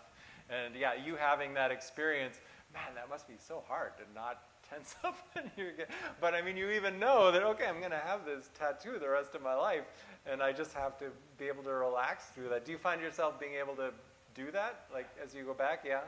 What I do is I just breathe and I accept, and like I consciously accept that it's not going to feel good. And the main thing is, it's just like if anyone here grew up with siblings, like you know when your sibling, like you like annoy your sibling enough to where they want to like beat you with something. It's like the feeling before you get hit. Because you're basically telling your body, oh shit, oh shit, oh shit.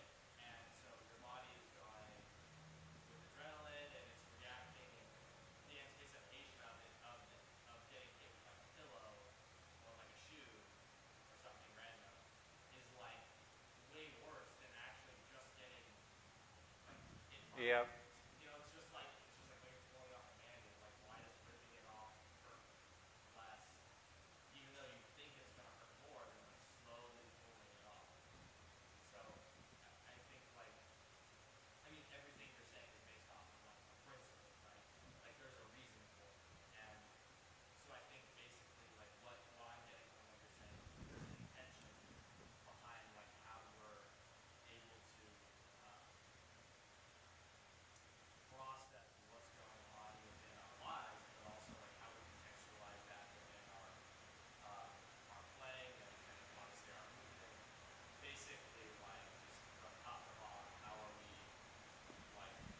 Anyways, I'm going to Yeah. but yeah, I don't know. Like knowing that it's gonna hurt, like oh yeah, like it's gonna fucking be terrible. But like, would it be cool to not be like, oh my god, oh my arm during the tattoo? Probably.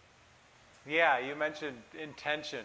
And it's like that's really what we're sinking into when we open ourselves up to sensation. Like our sensation is really what's informing our thought. Like the sensation comes first. And so like we have to honor that, and whatever you can do to increase your capacity, like I mentioned, the window of tolerance, that's what this work is all about, is really expanding our capacity for challenge. And I just have one more thing with that. I don't mean to sidetrack this at all. But like one of the reasons why I decided to get something like this done on my body, because it's very painful, it's a lot of money, it's time consuming, was exactly it's an intention, right? Like for me, the process of it is kind of the process of life. So like some parts hurt like fucking hell, and some hurt like hell, but they like are annoying hurt. They aren't like painful stabbing hurt. And like sometimes it's like the back of my tricep that just kind of tickles and I laugh about it. So that's kind of one of the reasons why I chose to do this, was that learning that process again and remembering that. So I think that it's interesting that like we're tying that into what we're doing here today. yeah. That feels good to like connect those things for myself. Yeah, well, there's something else you're connecting, and that is that a lot of what I'm studying is actually trauma therapy. And so, I mean, this is what this, when I talk about performance and healing being the same thing, that's really what trauma researchers have found. It's because people who are able to overcome their traumas, there's something called post-traumatic growth. And because what they do, they reattach themselves to this sensation. They increase their capacity, like the window of tolerance. You know, just if we are able to improve something this much, everything blows up in our lives. And that's something that's what I had in my arm. When my arm was tensing up, it was trauma. And I'm still a little uncomfortable with calling it that. But when I went to a somatic experiencing trauma practitioner and worked through that and understood that that's what it was, I just noticed after working with her, I started playing so much better because I was getting reconnected with sensation in my body. And the sensations that are painful are the same channels with the ones that bring us pleasure and joy. And so when we're able to increase that capacity for pain, we're also increasing our capacity for pleasure. Yeah, man, I'm in my second year of somatic experiencing to become a trauma practitioner, and it's just really opened my eyes to how powerful this work is. And like there's something called peak transferability, the idea that something works on an extreme level, it'll work on a less extreme level. And I feel like it might sound weird to apply a trauma practice to a drumming methodology, but in terms of emotional regulation and this emotional connection that's been proven in neuroscience and neurophysiology and how it relates to muscle memory and learning how to play drums, like overcoming emotional overwhelm and releasing these tension addictions, I mean, it all has to do with healing. And so it ends up being the same thing, performance and healing. Performance is really healing in real time. The greater capacity we have to heal, the greater capacity we have to perform. So that's really the premise for all this, and the greater capacity we have to be able to be relaxed when we're having a needle stuck in us. I mean, you're still improving your capacity to feel joy in other ways, and it's not really intuitive, but it's how our nervous system works. It's how we've evolved. Yeah, thanks for bringing that up. Yeah, so this coordination aspect, switching between grounding and relaxation, this is really fundamental. I look at it kind of in the feet to the legs. And so now I'm going to get into awareness. And so, yeah, I brought up the finger tracing idea, that inhale, 3 counts, and tracing the finger, exhale. I do this a lot. This is it's hard to like be preoccupied with something that's bothering you while you're doing this. So it brings you into presence and focus, and it increases touch in the hands. It connects the breath with it. It's really a great regulatory principle. And the more you can get it to tickle, the more you can like barely touch your finger, the more you know. There's 3,000 nerve endings in the tip of your finger. And so there's so much information coming up to your brain. You know that when it's tickling, you have this full connection in the SAM model. Information's coming up here, it's passing through the brain stem, it's being prioritized and brought into conscious awareness in the neocortex, and we know that our lid isn't flipped. We know that our lid is connected. We know that there's this connectivity. Because when our lid is flipped, we lose this ability to even have kind of control over what we're conscious of. And so our emotional brain ends up making our decisions for us. And that's when we overreact. That's when we make bad decisions. That's when we make bad musical decisions or life choices or other addictive patterns tend to be when this lid is flipped. And so we need to have ways to bring this back down. So awareness has a lot to do with breath. And so the finger exercise is an exercise that can kind of reconnect this neocortex to the limbic brain. So in terms of the coordination aspect of it is going to be the grounding rhythm on the left side of the body and the activating rhythm on the right side of the body. So I've been toying with these two ideas of doubling the rhythm and then 3/2. So if this is 2, one is going to be doubling.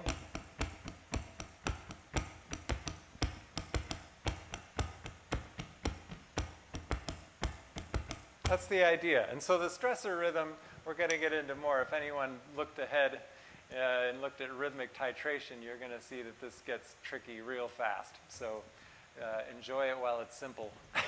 So in terms of body scan, breath. So we could easily spend this entire 2-hour masterclass on breath. It's such a powerful, I would highly recommend the book Breath by James Nestor that's there. It's beautiful. The audiobook is really good too. And there's so many elements to how to get oxygen in an optimized way to kind of maximize the use of our tissues. But just for now, I would say, in order to focus on our breath, a good way to do that is on the inhale. You'll notice that the temperature in your nostrils is cooler, and when you exhale, it's warmer. So if you're doing this exercise, you want to start with reflex flow. Okay.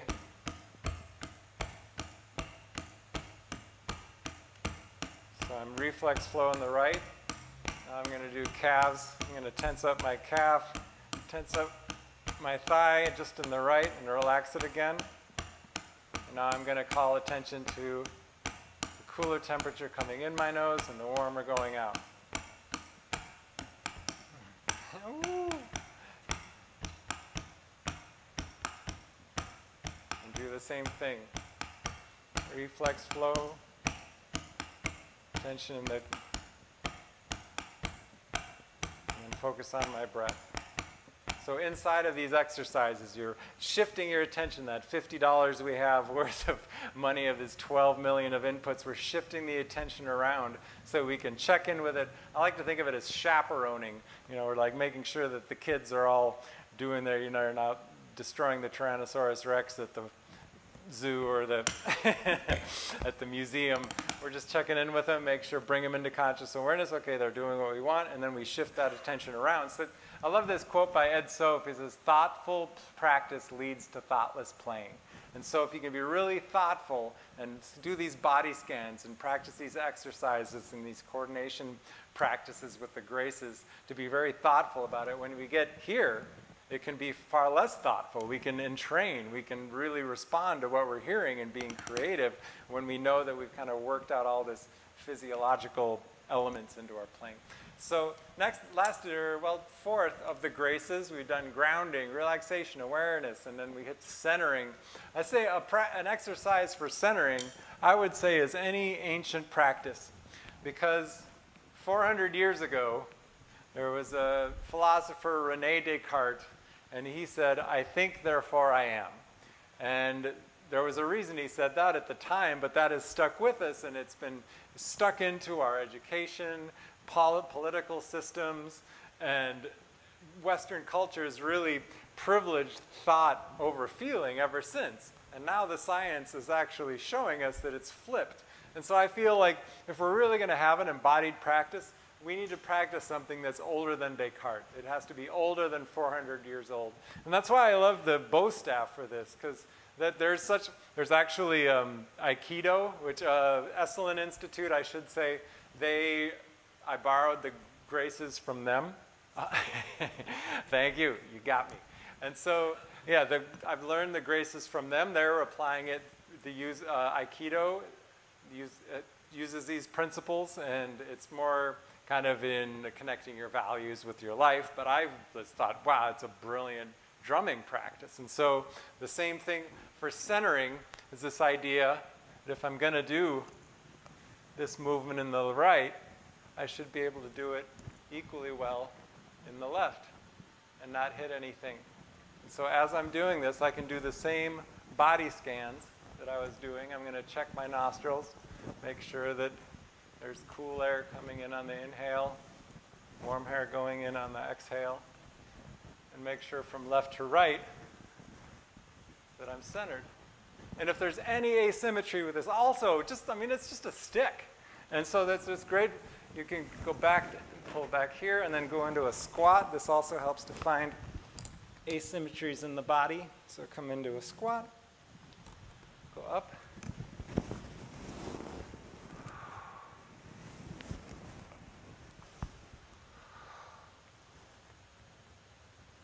And I've been doing this long enough, I can tell I don't have any hang-ups on either side. And when I do this for 20 minutes and I sit at the drums, something that's very asymmetrical, I mean, your hi-hat pedal and your bass drum pedal, they feel different. The entire instrument is set up different. Different instruments have different rebounds. I mean, I feel like the drums don't fix anything. All they do is project you. And if you have asymmetry here, it's just going to be exacerbated when it gets to the drums. And so that's why I wrote down just any ancient practice, like kind of martial arts and yoga. It seems like all of these ancient practices are about finding this symmetry and increasing range of motion and reducing your tension addiction. And so I feel like any kind of practice like that suits you best. For me, I really love the bow staff. And tapping into that, something that's more than 400 years old, even knitting, like the amount of fingertip sensitivity that's required to be doing knitting, I mean, that connects you with your neocortex. So not scrolling, that is not work. That is less than 400 years old. And so yeah, an ancient practice really helps with centering. And so centering in terms of coordination is going to be the grounding rhythm in the right hand and the stressor in the left. Whoops, that was fast.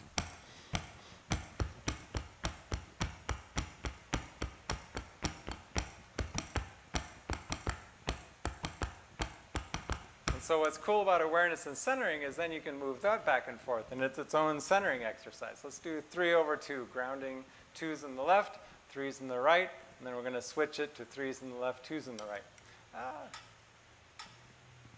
Let's bring that up.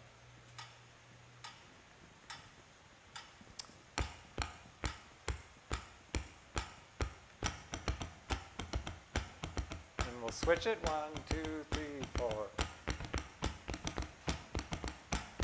And when you switch, you can just do hands on your thighs if you want, just heels on the ground. And when you switch, notice if anything changed in your body. And then you can go back to grounding, relaxation, awareness.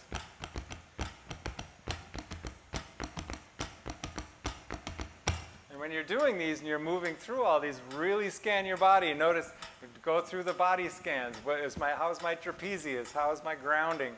All of these elements would really, I think, when you get to the drums, suddenly your balance is just so elevated. So then we have energizing. And we're going to get to the titration rhythms. Let's see, how are we doing on time? Do we have a hard 9 stop? Yep, we're okay. Okay. So the titration rhythms, you can use these rhythms as any of the stressor rhythms. And so this energizing, it has a lot to do with being able to move between different emotional states. This is directly from Somatic Experiencing, founded by Dr. Peter Levine, big fan of his. And so titrating, working with people who are trying to overcome emotional hardship that's stuck in their body, you're really trying to shift and move in a way that increases their capacity for challenge, and just even tiny little incremental shifts end up having these profound movements. And so the slower it is and the smaller it is, sometimes you can come to really profound understandings of what's going on in your tension addictions in your body, the smaller it is. Because sometimes if you make like some big change, the change is so big that you don't really notice these subtler shifts in the emotion. So titrating, really small incremental changes. And so I'll just go, if you look at the page for titration rhythms, I'll just go with the grounding coordination. I'm going to do half notes. I'll do quarter notes in the feet. You go to number 2. It's a 7/4 rhythm. Oops. 1. 1. This is 7/4. 1, 2, 3, 4. 1, 2, 3, 4, 5, 6, 7. 1, 2, 3, 4. 1, 2, 3, 4, 5, 6, 7. And number 2 is 3/5. And what's interesting in it is it's really close in rhythm. And so when you shift between these two rhythms, really notice what's happening. Notice how the unisons line up, and then notice any shifts in your body. So this is going to move from number 2, 7/4, to 3, which is 3/5. Here, 2, 3, 4. 1, 2, 3, 4. 1, 2, 3. 1, 2, 3. 1, 2, 3, 4. 1, 2, 3. 1, 2, 3. 1. And so it's subtle. And so making sure where the unison lines up, making sure that you have a unison reflex ingrained, and being able to shift from those. There's a really nice one that I love to use. it's shifting number 14 to 15. It's a 4/3 polyrhythm shifting to a 3/2 polyrhythm. We did the 3/2. Not difficult, not difficult, not difficult. That's the moniker I like for that one. And the 4/3. Pass the yellow butter, pass the yellow butter, pass the yellow butter, pass the yellow butter. Not difficult, not difficult, not difficult. Pass the yellow butter, pass the yellow butter. And so being able to titrate these rhythms, the stressor rhythms, moving between the different coordination patterns. So we have the coordination pattern for energizing, which is a fun one, which is grounding in the left foot, right foot, and the stressor in the right hand, left foot. 3/2. Not difficult, not difficult. Pass the yellow butter, pass the yellow butter. Not difficult, not difficult. Pass the yellow butter, pass the yellow butter. And so being able to move between all the coordination pattern, grounding, not difficult, not difficult. Pass the yellow butter, pass the yellow butter. Not difficult, difficult. Pass the yellow butter, pass the yellow butter. Not difficult, not difficult. Pass the yellow butter, pass the yellow butter. Not difficult, not difficult. Pass the yellow butter, pass the yellow. Not difficult, not difficult. Pass the yellow butter, pass the yellow butter. Boom. So those are the 5 coordination patterns, and you're shifting this stressor rhythm as you're shifting between these coordination patterns, and you will learn a lot about your body. These coordination exercises are going to show you where your tension addictions lie. If you're able to do these body scans while you're doing that, understanding that there's 12 million sensory pieces of information coming up.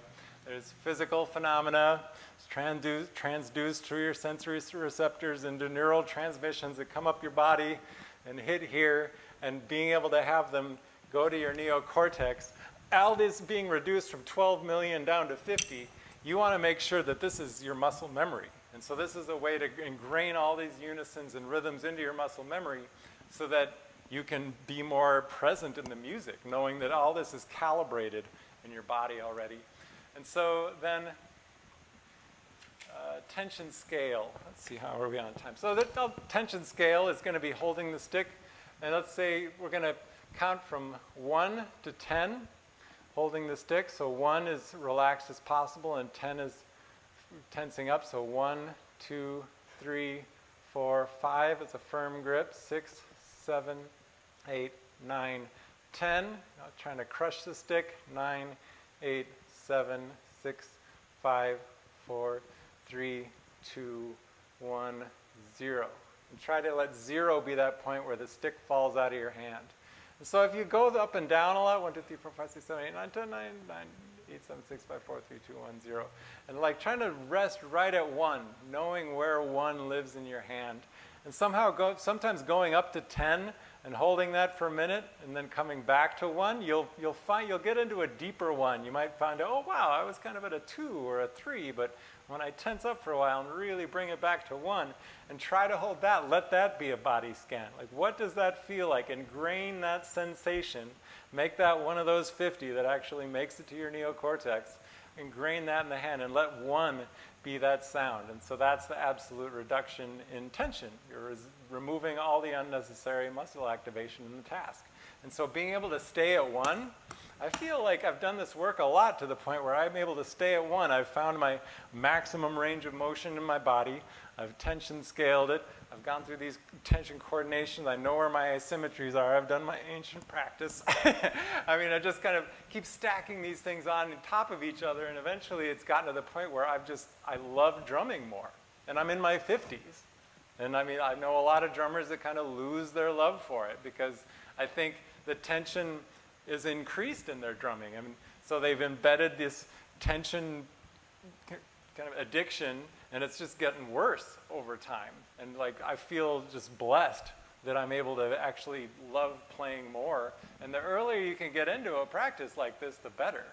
And people will feel it, the people that you play with, not just in your playing, but just the energy that you exude. So that's the tension scale. Last of the graces. trying to go away. We're doing good on time. So synergy.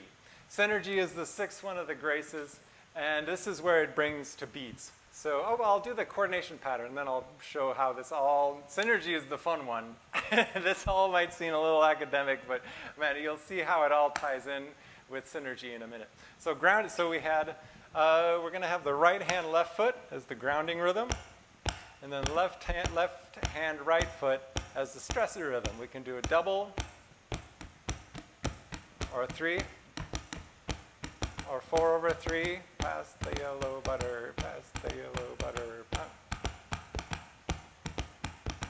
And so that's the synergy level. And so now we have all the possible coordination. So these are harmonic unisons. It's unison because there are two limbs that are in unison with each other, but it's also counterpoint, so it's harmonic also. And so the global orientation, this is the big one. This one, in terms of a body scan, I'd like us all to just right now imagine, well, you don't even have to imagine because it's the truth, the fact that in Los Angeles, we are moving at 900 miles an hour. The Earth is spinning on its axis at 900 miles an hour. And just think about that for a second. Imagine yourself on this Earth, ground your feet, relax, be aware of your breath, center yourself right to left. Energize yourself, tense up and relax, and just imagine yourself spinning. Imagine that centrifugal force that's generated by our Earth spinning, and what impact would that have on your posture? If you could really tune into that sense of centrifugal force, I feel like whatever perfect posture is, it would be tuning in to that energy. Now, gravity is obviously stronger than the centrifugal force of our planet spinning, but it gives us this buoyancy, and then like rebound off of a head, like that also comes with this practice. And let's see. Oh, it's dark up here. I can't find it. Shoot. Oh well, there was one other thing I wanted to show, but I don't see it. But so this is another body scan element, being able to imagine this lightness, because I know like the Buddy Rich thing, you know, like so many drummers kind of lean forward when they play, and this is so bad for us. It causes so much tension in our neck, this big heavy skull that we have, like pulling forward. And just like when we play, imagine just like this buoyancy that can kind of happen. I call it just kind of global orientation when we're playing, and just kind of bring that in to your awareness. So now I'm going to go through, let's pick one of the titration rhythms. So this is what I practice a lot. And let's bring this to the drum set. So energizing, I usually think as kind of a jazz rhythm. So the grounding rhythm is going to be between the ride cymbal and the hi-hat. So I'm just going to go through. Can you hear me when I play, Marcel? Yeah. So I'm going to go through the rhythmic titration.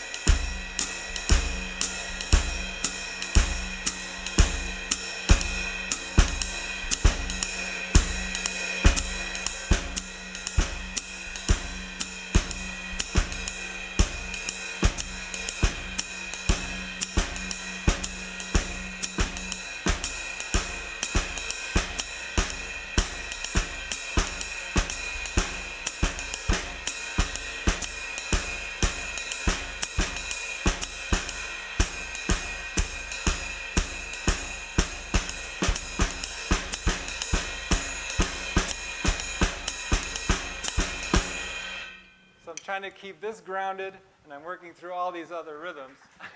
Oh, hey, thanks. And what I'm doing is I'm lining up, I'm trying to bring this unison reflex, just trying to put this all on autopilot, and I promise you, when you start working on these things, when you go back to playing what you normally would play, it all just lines up, and tension melts away, and unison falls into alignment with itself, and that frees up your ears. You hear better when you're in unison. There's less clutter in the groove, and you can hear the musicians you're playing with better. And so that's all. This has come from just very multi kind of dimensional, interdisciplinary work, and I've been trying to fit it all into some context that's accessible and meaningful for drummers, and it's been a lot of hard work, and it's been challenging, but I feel like I'm finally getting to the point where I can explain it, and I've actually been able to help people with it, which has been the biggest thing. And so there's embodied cognition, which is the acknowledgement of sensation in neuroscience. There's affective neuroscience, which was the Lisa Feldman Barrett. The book How Emotions Are Made is brilliant. And then somatic experiencing, which is a trauma therapy that I'm currently studying, and I'm in my second year, kind of integrating all these into this affective drumming awareness model, which conveniently is the acronym ATOM. And so, yeah, this idea, so in terms of tension being an emotional and physical addiction, emotion and physical, they're kind of the same thing, and performance and healing are all the same thing. It's all increasing our capacity for challenge, and that increases our capacity for bringing joy into our lives also. So yeah, I hope that I've showed you something new, some new things to think about, some exercises that you can apply to your drumming in terms of exercises, coordination, also just body scans to understand how emotion relates to muscle memory. And yeah, that is it. Are there any other questions come to mind for anyone?